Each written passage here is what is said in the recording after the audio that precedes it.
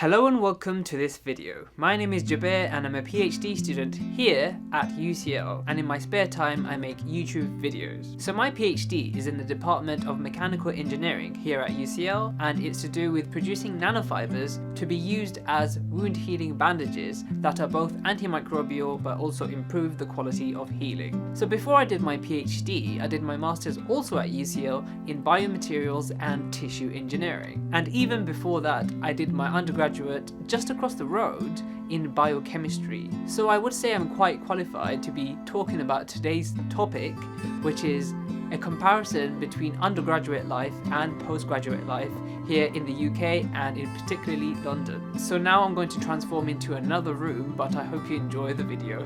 So the first main difference is experience. Most commonly in the UK, you have just finished college, you're at the age of 18 or 19, and you really don't know what the world has to offer, and you really don't know what you want to do in terms of career. At least that's how it was for me. At that age, especially in the UK, you are always encouraged to get a degree. A degree will be good for you, a degree will get you a job. And it's very difficult to know what you actually want. Shall I go for computer science? Shall I go for engineering? Sometimes it's just too difficult to decide. So often, we just choose degrees that look good or degrees that promise us a good career. This can often be a good thing, but sometimes it just makes us a little confused. And before we start a degree, college is nothing like university. University feels like a giant step from college, and we're just thrown into the deep end, essentially. Postgraduate life is different. I mean, you've survived 3 or 4 years of undergraduate life, you know how the graduate life is, and you made that choice solely because you wanted to pursue that career, because you wanted to get that job that required a master's, or you know that you want to do a PhD. So therefore, the difference between an undergraduate and a postgraduate is, as a postgraduate, you know what you're in for, or at least you think you do, because there are some more differences between undergrad life and postgrad life.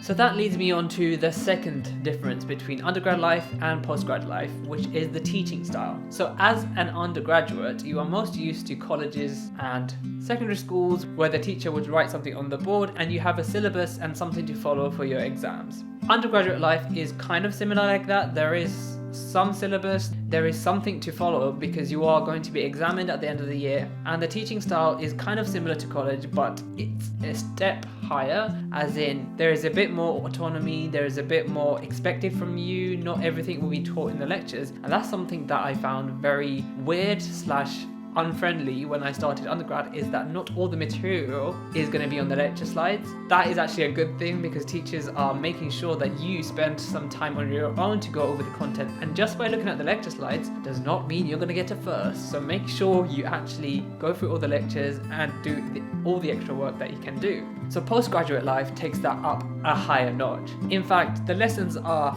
more unstructured, or at least that's how it seems, because there is no definite syllabus. You are examined in the same way or similar way as an undergraduate, and most of the lectures are given by professionals, people in industry, people already professors, people high up in academia, and they're just lecturing, or they are actually just talking about their area of expertise. And you might be thinking, why am I forced to be in all these lectures where just people are just talking about their companies, people are talking about ribosomes or anything maths or science related, and it has nothing to do with what was written on my course? And that's because as a postgraduate, the expectation for you to teach yourself, or expectation for you to read around the content, find your own things, is just so much different. So actually, exam questions are marked completely different. Most of the times they're even marked by the same lecturers that give you the lectures from different disciplines, from different industries, and they want to know that you can think outside the box, that you have the critical skills, the analytical skills to actually look at the exam question and, from all the knowledge that you've gained as a postgraduate, put that onto paper. So I did my postgraduate as a master's in science, so an MSc, and also my bachelor's as a BSc. However, these tips will apply to you even if you're doing a master's or a bachelor's that are not necessarily an MSc or BSc. Maybe not everything will apply, but at least most of them will apply.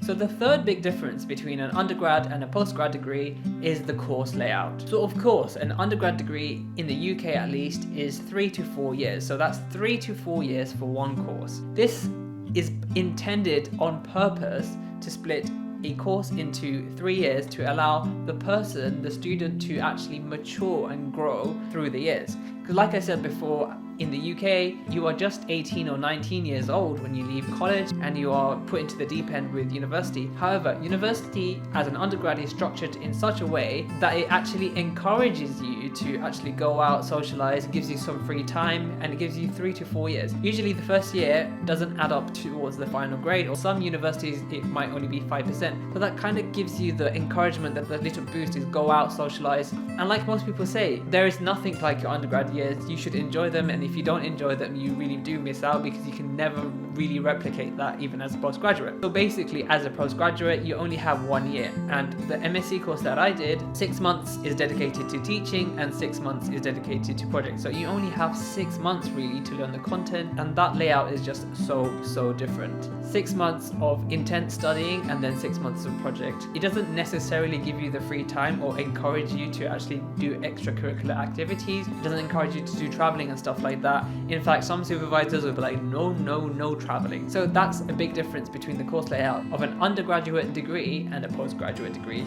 So the fourth difference between an undergraduate degree and a postgraduate degree is a difference in expectations from the lecturers and the markers. So basically speaking, as a postgraduate, you are expected to do a lot more. You are expected to go through the course content and make your own notes, your own knowledge, gain your own sources. You are expected to have more detailed answers during your examinations. You are expected to behave better as well. So there is a big difference between an undergraduate student and a postgraduate student. And as someone that teaches both undergraduates and postgraduates, I can strongly confirm that there is a difference between undergraduate students and postgraduate students in their keenness to learn. And that's not a bad thing, because honestly, as an undergraduate student, you're very young. Even if you're coming back to university and you're like a lot older than the other students, it's just that level of maturity is just different, and not necessarily a bad thing, but the position that you are in life could be different. So that's the small difference between an undergraduate student and a postgraduate student. So the final difference between undergrad life and postgrad life is project life. So both undergraduate students and postgraduate students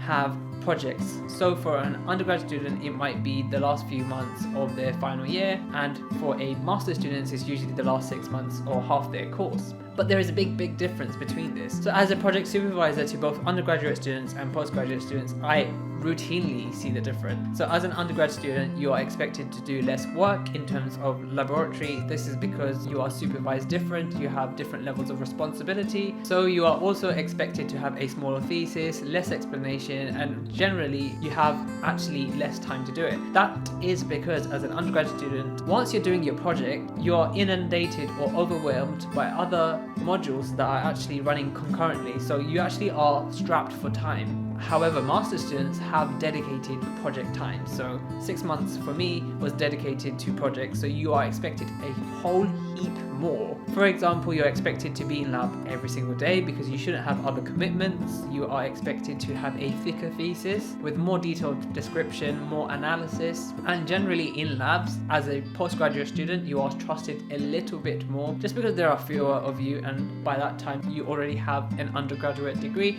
so you have some sort of credibility in terms of being in labs. And generally the difference is there is a bit more expectation, just like my previous point, between an undergraduate student and a postgraduate student.